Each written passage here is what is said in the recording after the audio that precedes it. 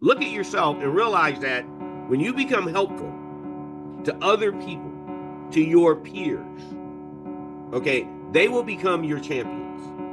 And the only way that you're going to be successful is if the people who champion you are the people who work as your peer or under you. The boss is only going to react to that. And you have to listen to those who are coaching you if you want to get better at whatever it is you do. Because everyone has a coach. Everyone needs a coach. Everyone doesn't have a coach, but everyone needs a coach.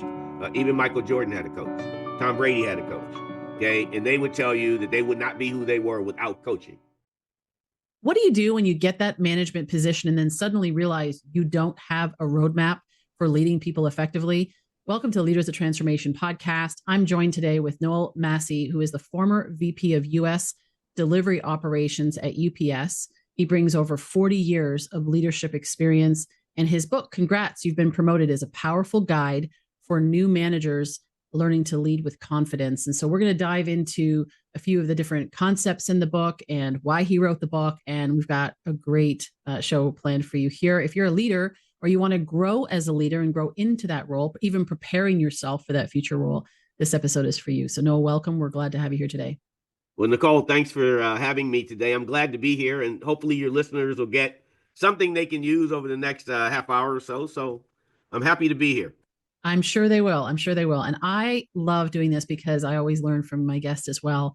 And I know I'm going to learn from you in all the vast experience that you have. So let's start off with sort of your career, a little bit of more of a backstory and how you even got into a management role, leadership role, because I know from reading your book that you've held a lot of roles, and I don't know if it's fast tracking necessarily, but it's certainly something that you have learned and grown, and each step of the way, and just continue to that stair step, if you will, to leadership. So tell us a little bit about that journey. Yeah. So thank you for that. I think most people, I would say by and large, no matter what they do, whether they went to college or not went to college, doesn't matter actually. Don't project themselves into a leadership position as they go from being a teenage person to a young adult, et cetera. Just typically, that's not been my experience. What happens is they travel a path. Doesn't matter what the path is, um, and for some reason they get bitten by the bug of being a desirous of a leadership position. That's one way. Another way is people see that they're one of the best employees. They work hard, they show up, they're reliable. The manager loves them, blah blah blah, and then there's an opening for a supervisory position in some way, shape, or form, and they get tapped to do it. Now, having said all that, what they didn't go to school for, what they didn't learn is how to lead. Because I'll help you with this. There isn't that. Okay, it's kind of a sink or swim narrative, and just because someone has a degree in business management or a bachelor of science degree in business management or whatever, that doesn't mean they're equipped to be a leader. It just doesn't work that way. The other thing is, no matter whether it's a donut shop or a Fortune 500 company or a hospital or a law firm, here's one truism in life: every single organization, 100% of them has someone in charge. Someone's the boss. Hopefully. Someone's going to lead. And quite frankly, Yes. even if you had a group, someone rises to the leadership position. So whether it's an electrician company, plumbing company, air conditioning company, furniture company, Fortune 500 company, someone's the leader. Someone is in charge of the people at the front line, the flesh and bone of the organization, the people who pick up the couch and move it, the person that plumbs the plumbing. Okay, the owner of the business doesn't go do the plumbing. Maybe in the beginning, but not once the company gets going, right? So, how do you teach whoever's in charge of that group how to lead them? Well, UPS had the same challenge as the small company. We had baby boomers retiring at a huge velocity. We had Gen Z and millennials taking over. We found ourselves with 30-year-olds, 29-year-olds leading 50 and 60-year-olds. And if they were going to be successful, we were going to develop them as we had done in our history. I'm a great example of that. I wasn't the smartest person in the room. I just had great mentors and people who cared enough to mentor me. And it was actually culturally built into the organization. And so the book, I ideated it about 10 years ago because of those phenomena. And then once I actually retired, it took about 3.5 years, and finally it was done. And it's gone to the whole point of communication, value building, tactics. I've gotten some great feedback from some managers, business owners, and supervisors about how beneficial it's been to them. But my journey at UPS started when I was a college student, going to San Jose State, electrical engineering, no different than I think a lot of people. And I needed a job to get through college. UPS was that job. After a few months, the manager came and said, "Hey, we'd like to make you a part-time management person," because I was in a part-time position, supervising people who were night loading and that kind of stuff.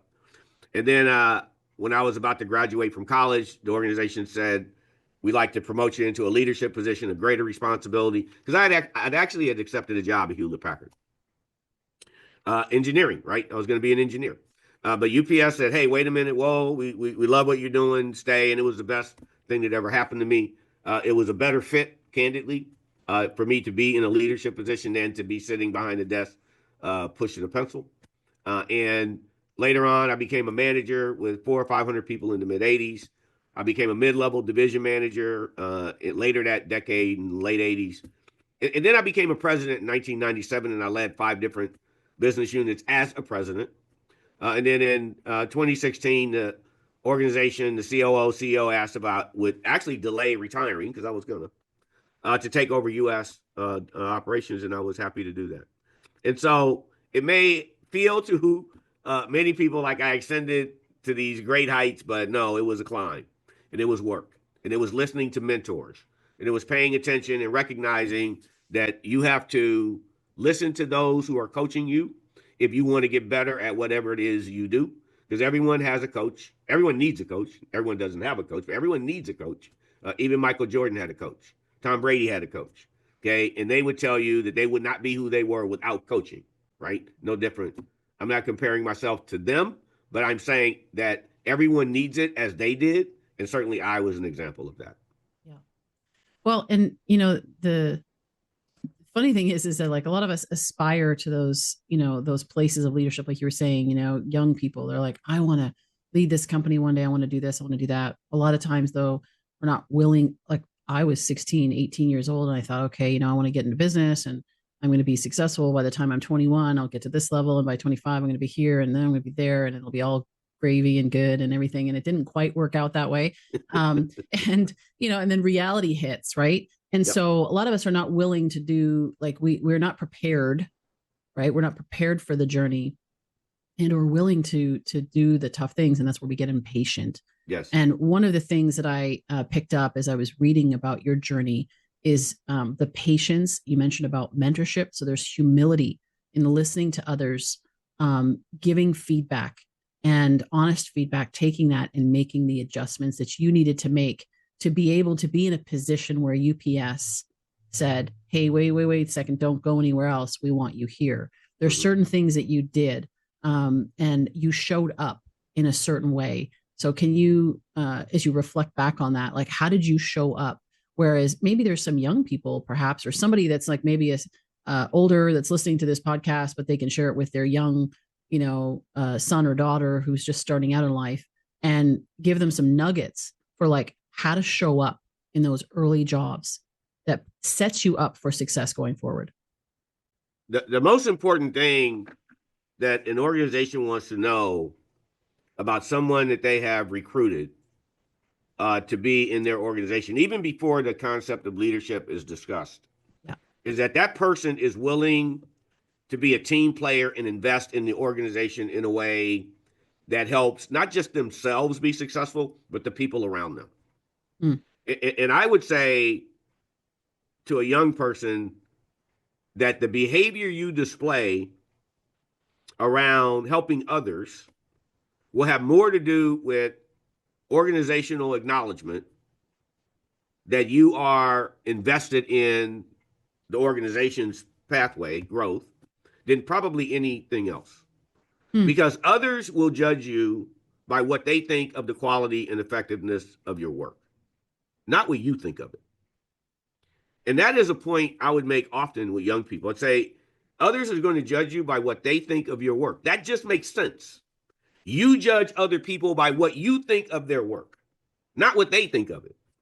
Okay, so look at yourself and realize that when you become helpful to other people, to your peers, okay, they will become your champions.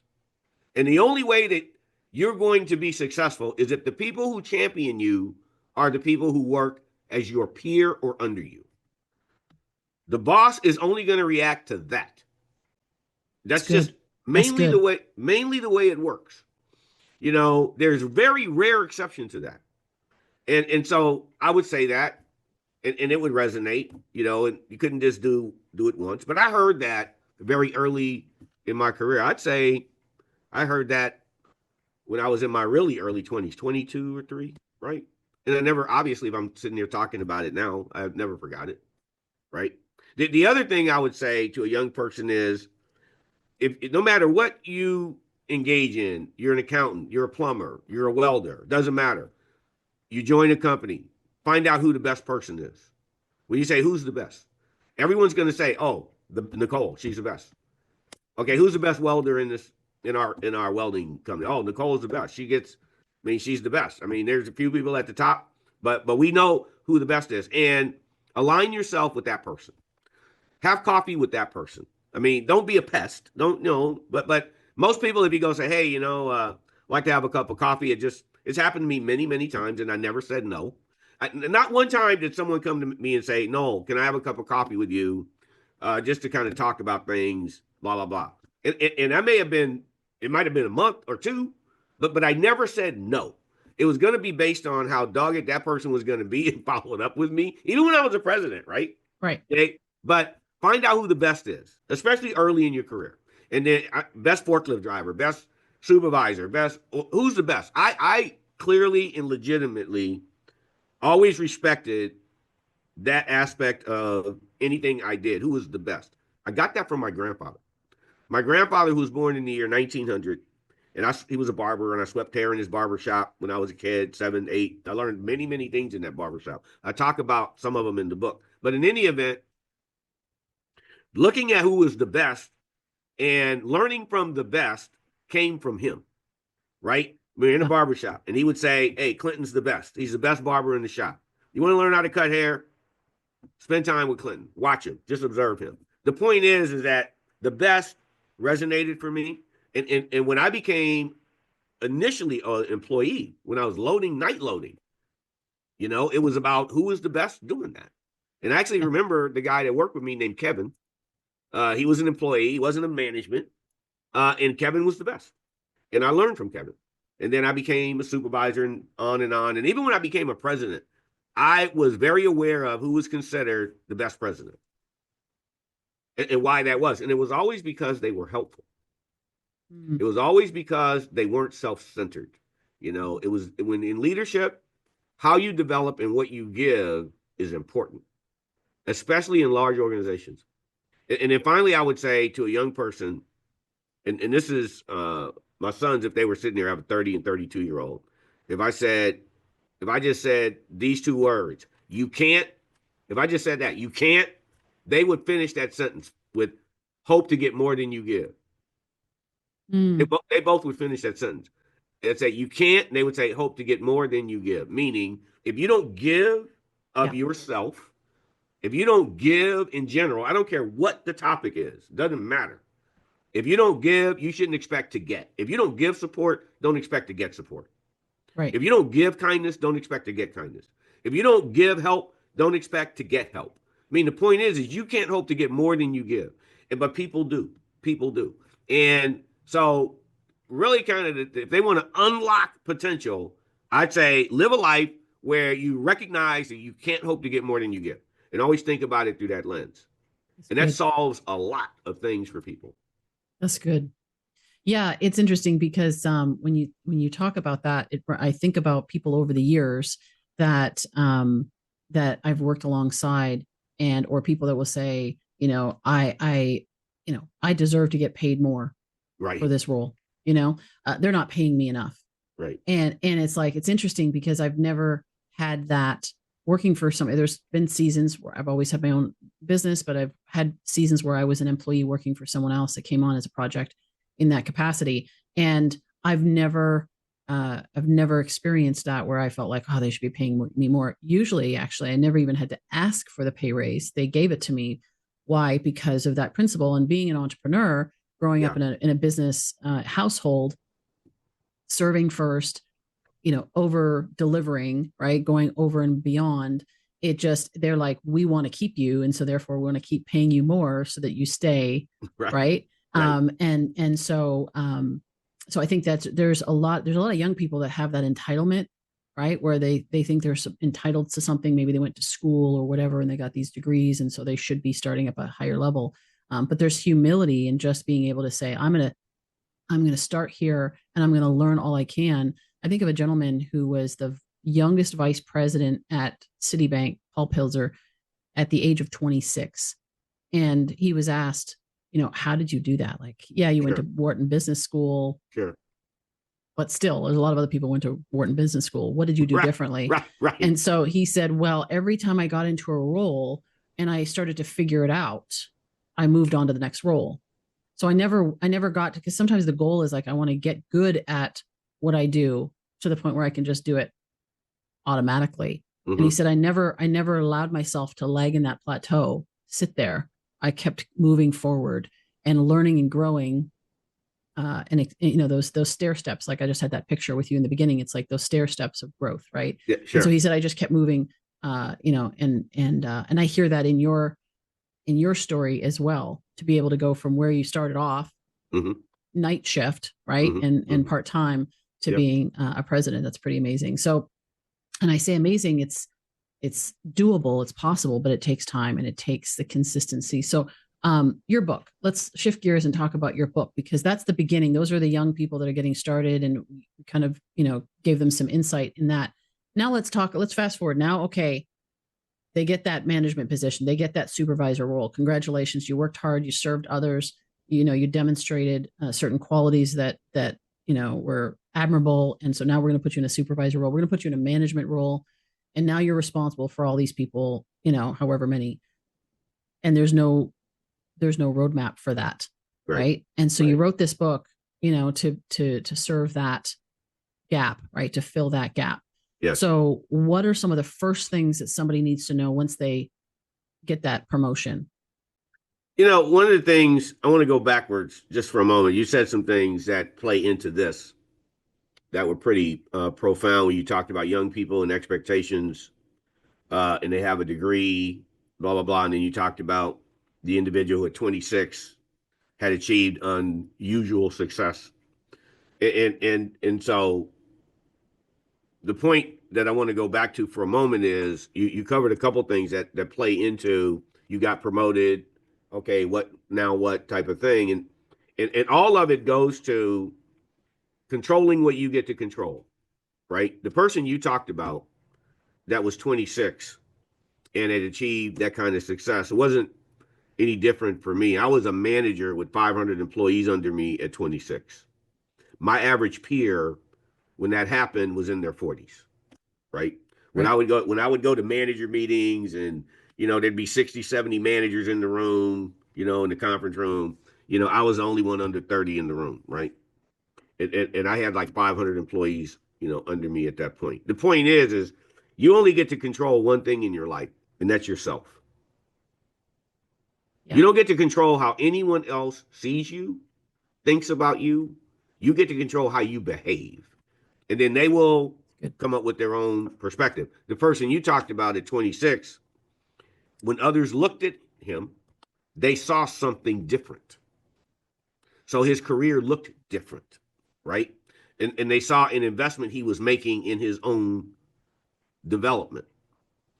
So the book, Congrats, You've Been Promoted, is exactly about that. It's saying to the young person, you get to wake up every day and choose to invest in your skill set or not. That's not the organization. Okay. You get to control your behavior, right? You don't get to control whether you get promoted to the next level. You got this promotion, this initial promotion, whatever, right? You got that promotion. You don't get to control any promotion you're ever going to get. Mhm. Someone else is going to make that decision. Okay. You get to influence their decision making by how you invest in your development and learning how to be a great leader, right? Mhm. Right? A great leader. That's what you got promoted into a leadership position. Now, what are you doing to become great at it? And here's an absurdity. If you said to me, I'm going to take up skydiving. I've never done it, but I want to do it. I want to learn how to do it. Take skydiving. Okay, here's what you wouldn't do. You wouldn't go just buy a parachute, go rent an airplane or a pilot to fly you up and say, I'm just jumping out of this thing with no Right. instruction. Be one shot. You wouldn't do that. Yeah. No one would do that. No, well, maybe somebody would, but that's just not normal. Okay. It's not wise. That's right. And skydiving is way easier to do than leading 500 people. Yeah. It's way easier than leading 6 people. Yeah. Yet, when you ask the person leading 6 people, show me, don't just tell me, I don't want to talk about it. I want to see the tangible investment you made. Show me the book. Show me how you practice. Show me the exercises you go through in role plays when someone's coming at you hot and they're screaming. How do you de-escalate? How do you de-escalate them? What are the important behaviors you must show in the blink of an eye to bring them down? Yeah. Show me how you're learning that. And it's always, they're not. In my mind, the ones who really lean into it and say, I'm going to lean into this role I accepted. I'm going to learn, because here's what you can't do. You can't read experience. Okay. There's no book in the world that says, hey, read this book and you will have the experience as if you skydove 500 times. It doesn't exist, right? Right. Doesn't exist, right? I mean, so in everything in life, you have to learn how to do it. But I'll tell you the thing that happens for CEOs, general managers, that's why you have executive coaches. Think about it. They're executives and they go, I need an executive coach. I actually have a couple of people in that bucket in my life, right? Where I'm coaching them. But the point is, it is just not natural to say, I need someone to develop me. I need to be developed, right? So you have to lean into it and develop yourself, right? And look for content that does that. The problem, and the reason I wrote Congrats, You've Been Promoted, is that the books out there, when you go look at them, they're for people at the high level, want to be an entrepreneur, people that want to be the next Elon Musk or Steve Jobs or Mark Zuckerberg. But there's not a lot of books out there that says, you work on the front line, you work on the dock at Amazon, Costco, Home Depot. You're the manager for the people that unload the trucks when they come to 100 loads that come in, blah, blah, blah. You have a person, 57, you've asked them to do something. They went, hell no, I am not doing it. And it's just you and them one-on-one. There are no witnesses. What do you do? There's no book that tells you that. Okay, my book tells you that. My book is different because my book goes right there. It says, no, this is what happens in that moment of truth. Because I had that moment of truth. When I was 19, I had a 53-year-old take me on in front of my employees. Literally. He took me on, and he was 53. He was a tractor trailer driver in the union, and I had 7 employees working for me, and I'm like 20, 19, 20. And this guy says, no, I'm not doing it. Okay, how'd I handle that? I handled it the right way because my manager, Glenn Lebrecht, made us role play that moment. When it was just us in the office, and there was like 9 or 10 of us in the office. And he'd go, okay, Nicole, you're going to be the unruly employee. No, you're the supervisor. Okay, here's the scenario. You didn't get paid. You were told you're getting paid, Nicole. You didn't get paid. It's Friday. You need this money to go camping. Noel's your supervisor, and you are uber pissed. Okay, Noel, de-escalator. That's good. Right. And The role plays, it's not reading it, it's actually living it. So by the time you get to that situation, you've already ran that play number of, you've already, like in football, right? Or anything. Exactly. That's what they do. Boom. That's exactly right. You don't go on football. They don't go to the sideline and the coach goes, okay, let's draw up a new play right now. We're going to run it right now. No, you practice, you rehearse, you practice. And so, yes, that's exactly right. I mean, if I were going to teach you how to drive through an oil slick at 60 miles an hour, and we went on the track, the first time I took you through, I would demonstrate it and I would do it. 7 steps of effective training. It's a skill. It's in my book. I would demonstrate how to do it. Then I'd say, okay, Nicole, now you're going to do it. Then you'd spin out all over the place, right? Failure matters. Then we do it again. Then I would demonstrate. Okay. And I would explain. And I would tell you everything I was doing. Then I would have you do it and say everything back to me that you're doing, right? And then eventually we get through the oil slick. Mm-hmm. Then when you see it in real life, you don't panic. Yeah. Right? Well, that's what happens, when a person is 26, 27. There's some person in the group who absolutely is the informal real leader of the group. There's somebody in there. Right. The group is looking at how you and that person interact, right? And so I talk about the importance of the terms and conditions of value-based leadership is the foundation of the book, number one. And so I talk about understanding how everyone has terms and conditions, everyone. There's no exception to this. If I said to you, Nicole, tell me the non-negotiable things that must be on the table from whoever you're working with for you to keep doing that, right? Yeah. The things that they can't cross, these are the values that are important to you, write them down. And you make a list. It happens every time I do a workshop. I just did a workshop with 30 attorneys for the Office of the Inspector General here in Chicago, and they all did the same thing, and it wasn't different. So it doesn't matter whether you're an attorney or a truck driver. It just doesn't. People write down respect, listening, communication, in some way, shape, or form, hearing me, listening. People write that down.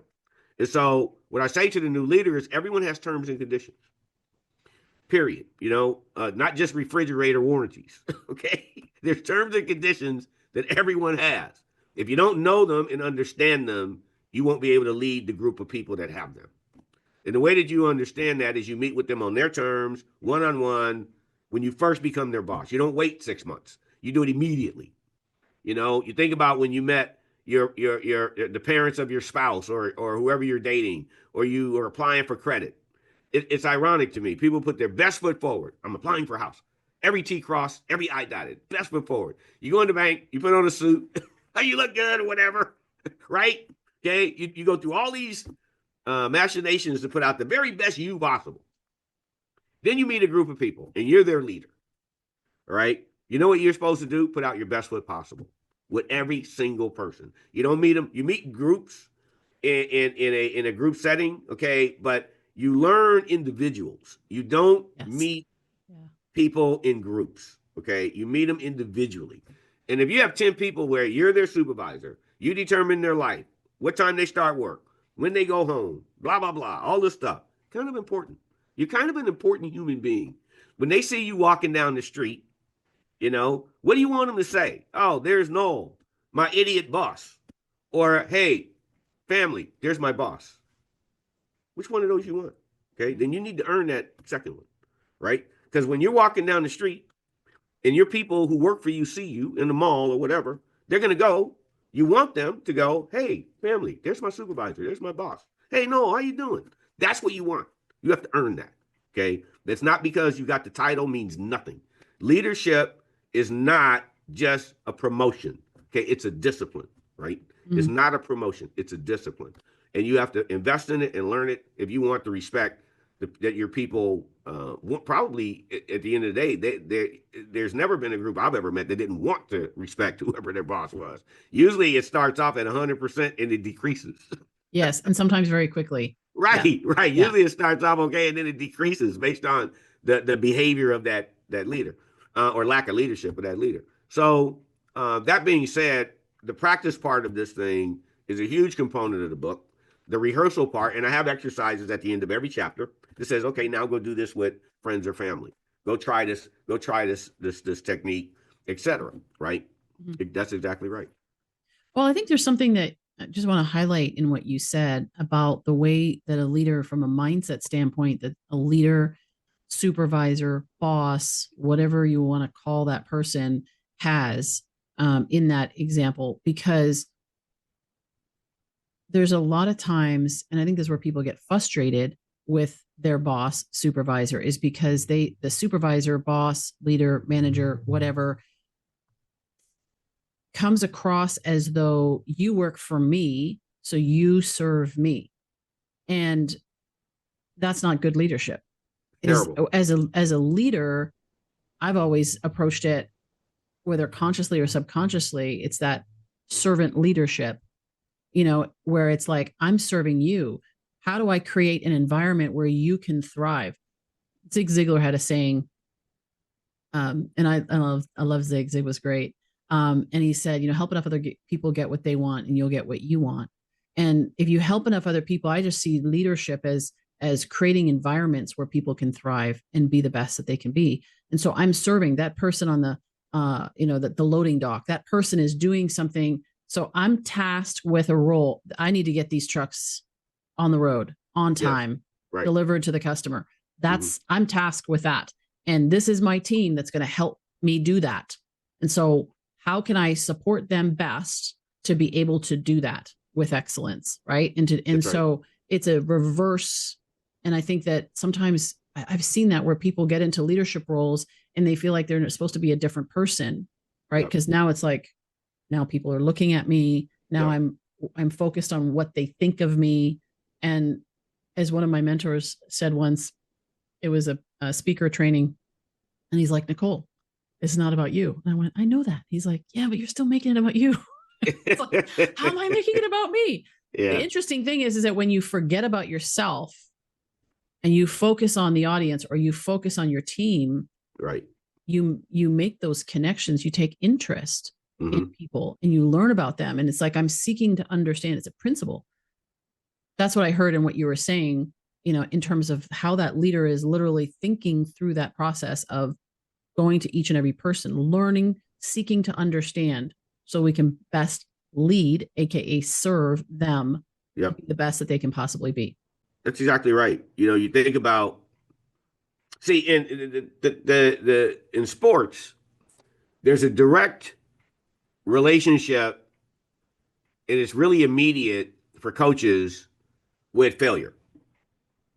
It's immediate. Basketball team is 0-30, right? Okay, I tell you right now, that head coach of that basketball team probably isn't going to get to the end of the season.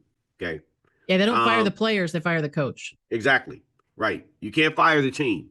Okay. So you look at, even with football, you look at coaches that go to teams like recently, and I'll use some recent occurrences like the New England Patriots. Mike Vrabel goes there. They were struggling. They've been going through drama since Tom Brady left. Makes sense. Okay. But anyway, he stabilizes the organization. He coaches. He's on the field. And then you hear why. People go, well, he's a player's coach. Okay. Well, what does that mean? He gets his hands in the weeds. He gets on the field. He will show you how to block. He will show you how to play the position. He serves the team because it serves the greater good. And the big mistake that so many leaders make is when you hear servant leadership, they go to this, well, that's kind of soft. And, you're saying that because you don't want to hold people accountable, blah, blah. No, the easiest way to hold someone accountable is when you personally teach them something. Yes. Because now you know what they know, right? Now you can support their growth, right? That's the best pathway to accountability. And so when I talk about engagement in the 7 steps of effective training, is about that. And I say, okay, how many people work under you? But if they don't come in, you can't do their job. It's easy to understand that. And honestly, that happens to everyone. Whereas the bigger the organization is, the more likely you are to see situations like that. But but here's the thing: you don't need to know Nicole's job 100% in order to support Nicole 100%. Yes. You don't need to know Nicole's job infinitely in order to know some of it, right? You can go sit down with Nicole if you're doing your job as a leader and you're developing her the way Mike Vrabel's developing the defensive line of the Patriots. You can sit down with her and say, tell me the most important things to you in this assignment you have. What are the biggest issues you have in this position you have? And it's really important to do that with the frontline in person, with the frontline person. I mean, when I was a president, I would walk the floor. And it wasn't to dismiss the manager or the mid-manager, but I'd go to the 30-year driver or the 3-year driver, and I go, so tell me how things are going. How you feeling today? What's up? And they don't hold back, right? There was nothing political about what came out of their mouths, right? They're in the union. They were Teamsters, okay? And I would go to the supervisor, and I'd say, but it became very well known that I would do that. Yeah. Right? So it wasn't special, right? So what did the managers who worked, the CFO, the CIO, the director of human resources, what was their behavior? They did the same thing. So it was important that the unit that was in charge never put themselves above the people that got things done. Yeah. And it was important for us to show that. And quite frankly, on our worst day, we were great as an organization. And that wasn't because of me. It's because the guy who founded the business, he built the culture of the organization to do that, right? So when I started, it wasn't optional. When I was 20, okay, it wasn't optional. So it didn't change when I was 50. Yeah. Because culture in an organization is built at the top, it's executed at the bottom. Yes. And James E. Casey, the founder of UPS, he understood that as well as most people understand that water is wet. He understood that culture is built at the top, but it's executed at the bottom. And his walking through facilities and meeting people at the bottom was legendary. And that's why the organization went from a bicycle messenger company with 6 or 7 messengers in Seattle, Washington in 1907. When he was 19, he founded the company, to 500,000 people supporting 2 million as families. Okay, and around the world. And it wasn't secret sauce. We didn't create the iPhone. Okay, we didn't create Facebook. We just picked up something and moved it from one place to another place, period. It wasn't sexy. We just, Nicole needed to move a box. We went and got it to somewhere else, okay, at a price she could pay. But we did it efficiently and with courtesy. And it was universal in the organization because leaders in the organization that I spent 40 years in didn't get to be ivory tower leaders. Right. It wasn't allowed. It wasn't okay. You didn't get to sit in your office and just look at reports and ignore people. That wasn't the culture. And so the culture that we had in that organization was being executed at the bottom based on the behavior and the tone from leadership. And that's in any company. And when I would meet with 100 to 150 small business owners a year as part of my responsibilities as a president. And I met some great companies. But I would always go there with the owner or principal of the business and say, okay, so tell me how many employees you have. 53. Okay. What do you know about them? What if I go ask them what the most important thing that you're looking for from Leg Avenue or M-Wave or whatever, all these companies, is it going to be congruent with you? And they go, well, I think it will be. Well, okay, so you don't know it will be. No. Okay. I said, now, on a macro level, okay, understand what I'm saying, that the basic values of the organization come from where? Who do they come from? Some guy on the street or a TV commercial? The values of your business, where do they come from? And we would go down that road, right? And I'd say, okay, and I would frame it and go, so what about how many children you got? 3. Okay, where did they get their value system? Who was responsible from the day they were born in shaping their values? Well, me. Why? Why do you care what values they have? Right? That's absurd. Well, you care because it shapes their behavior, what they're going to do when they walk out the door.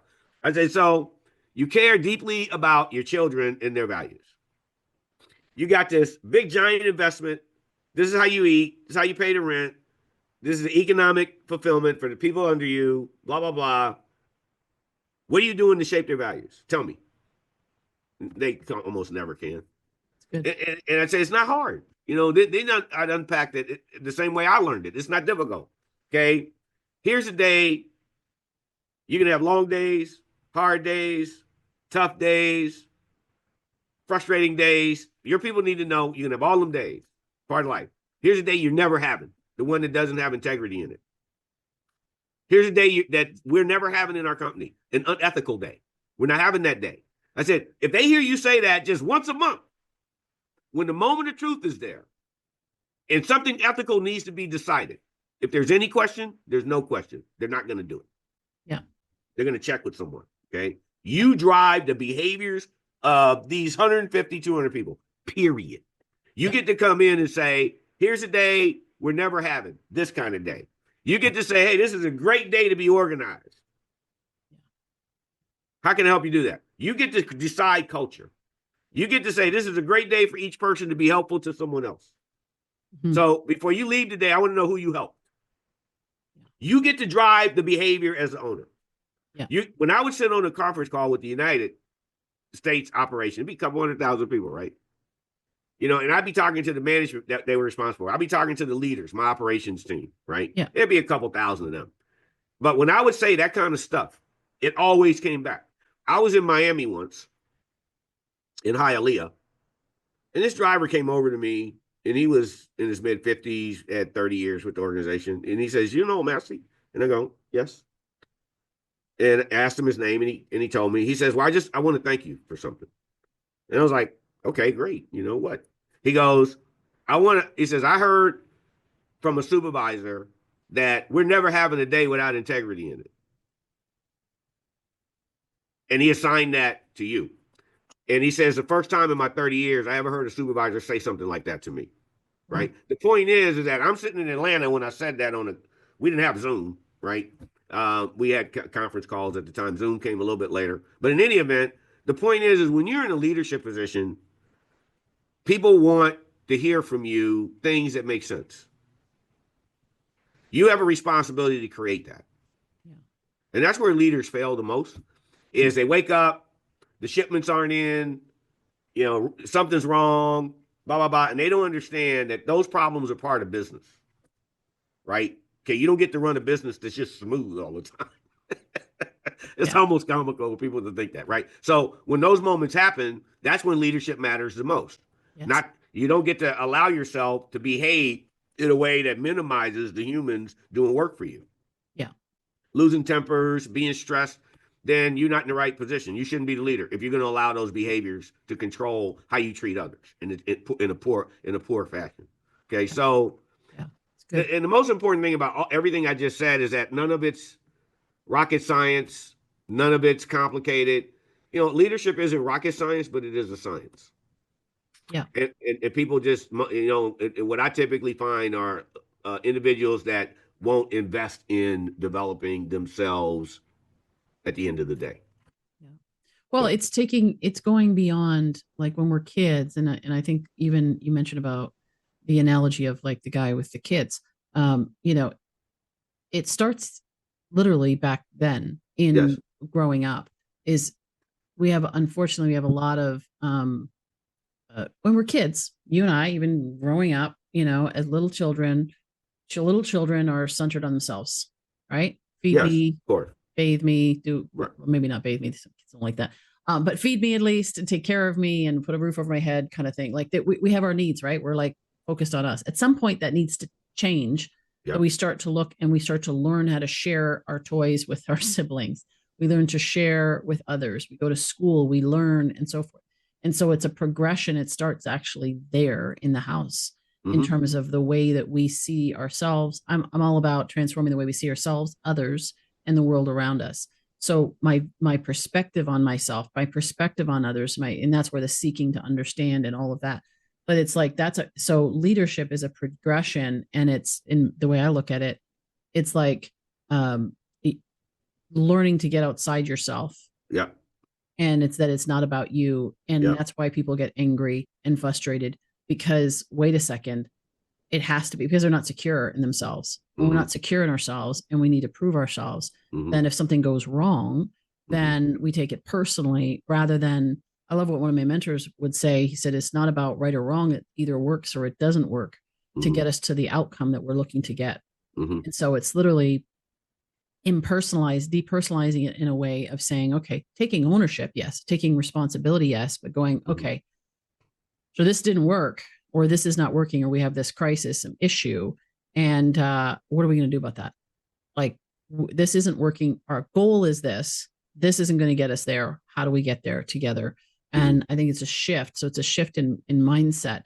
And to your point about doing the work, it's not rocket science, but it is a science. Yes. And I love your book, and I know that we could talk for hours on this topic, and I can see how passionate you are about this because you've lived it, you've taught it, know, and it's who you are. And so, and it's in your book. And so we're going to encourage our listeners just to, get a copy of your book and study that, not just as a book to read through and go, that was a really good book, put it back on your shelf, but to actually use it as a resource. Yes. Personal growth, a resource to go back, a guide of going back over and over again and saying, okay, like I'm using this. I'm literally like, wear the book out with what's in that book. And so, yeah, thank you, Noel. I just really appreciate you, and I appreciate your example. And what really struck me is when we were talking in our pre-chat, and even before then, when I got the recommendation of having you on our show, I I was interested in it because you come from that grassroots, like operational standpoint, not the ivory tower Yep. perspective, Yep. white collar. These are people, like you said, the 57-year-old or the 56-year-old that says, no, I'm not going to do that. How do Right. you deal with that? It's Right. boots on the ground. That's where really where the rubber meets the road. And so I appreciate that. And there's one more thing I just want to highlight in what you said there about culture. Is culture is set at the top, but it's actually in the leadership executive suite, but it's lived at the bottom. And if you want to know what the culture really is, you go to the bottom, you go to the front line, not bottom, the frontline workers. Yes. You go to those people. That's right. When you want to know what your culture is, you go there to look for it. Don't ask a leader what their culture is. Ask the ones on the front line. That's right. What it's like, because they're the ones that really know. And if it hasn't translated from here to there, right, it didn't translate. It's not part of the culture. So you have a different culture than you think you do. And so I think that is very prevalent in the workforce right now, is we have a lot of toxic environments, and people are going, well, I don't understand why. Yep. Because we're doing all the right things up here. And it's like, but if it's not translating from here to there, there's a disconnect. And so I think you help fill that gap and resolve that disconnect by teaching leaders, not just the ones at the top, but the ones all the way through top, whatever, in that leadership role. You actually help those along the way fill the gaps with understanding how to lead at these levels, so that whatever message is being shared there can actually make its way all the way through. Yep. I actually had that's a great point. I'll say two really quick things because I know we're at the end of our time. But so I had a CEO of a organization that's U.S. based, coast to coast, 5,000 employees, blah, blah, blah, reach out for me. He read the book like 4 months ago in the pre-order phase and gave me a call, and we talked, and same thing happened. I said, so tell me what's important in the organization. They're failing miserably. What's important to you? He just became CEO like recently, 6 months. So it wasn't he didn't fail the organization. It was failing when he stepped in. And his role is to turn it around, bottom line. So anyway, so I asked him that. I said, so you're going to let me just go out in the organization anywhere I want, talk to anybody I want, right? And then I'll come back and you and me will have a conversation. And I did that. And I met with employees and janitors and drivers and managers and general managers and the whole kit and caboodle. I just kind of did a walkabout. In Australia, they talk about a walkabout, right? I did a walkabout. And because he couldn't do a walkabout, right? He couldn't do a walkabout. So he brought me in, and I immediately dismissed or dispelled any fears they had as an organization, because the employees had none, but with the management team. Anyway, when it was all over, the culture he wants to create in an organization doesn't exist, obviously. But the point is that you can say we're the greatest, blah, blah, blah, blah, blah. We do the blah, blah, blah, blah, blah, and whatever ads. Okay, but if Joseph on the front line doesn't agree with you, doesn't feel supported by you, then you are lying to your customers. Yeah. Okay. So unless you want to go down and spend time in the hole with the people who do stuff and help them do the stuff you want them doing and have them engaged in that stuff and how we're going to do it, then you can't be committing that you do it. Yeah. Right. And fortunately, this particular CEO is pretty astute, and I know he's going to be very successful, him and his team. But the point is that goes to what we were talking about, right? Yeah. And then finally, I would say, for business owners in particular, right? Don't drink your own Kool-Aid, right? Yes. Don't drink your own Kool-Aid. Go find out what's up with the people who do the work in an unpolitical way and get honesty. That's good. Thank you. Yeah, I had a client once, a new client, and I said, he says, I'm a good leader. And I said, okay, are you open to us verifying that and getting a little bit of feedback on that? Right. And, and he's like, well, you can, but, I'm a really good leader. And then we go into the organization and realize, not to make him look bad or anything, but people having honest conversations, right? And having them, and to say, okay, there's certain things you do well, and there's certain things that can be improved. And so let's work on those things.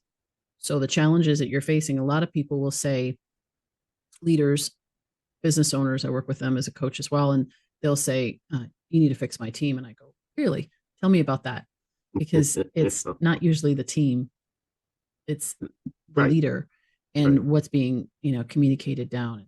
Yep. Yeah. So, but anyway, I've just really enjoyed this conversation, Noel, and we could talk for hours on this. I'm just going to suggest that people go to your website, noelmassie.com, get your book. It's on Amazon. Congrats. You've been promoted. It is excellent. And once again, I just encourage our listeners and viewers to wear it out and do the exercises, do those role plays so that you're not just theoretically learning it, but that you're actually learning it in experientially learning it. Yeah. And it makes all the difference in the world. So we encourage you to do that. I always say leaders of transformation, take action on something that you learned today. Maybe it's just revisiting your leadership style and saying, what kind of leader am I? If you're really courageous, you know what? And willing to be honest with yourself, ask some of the people that report to you and say, like, what kind of leader am I?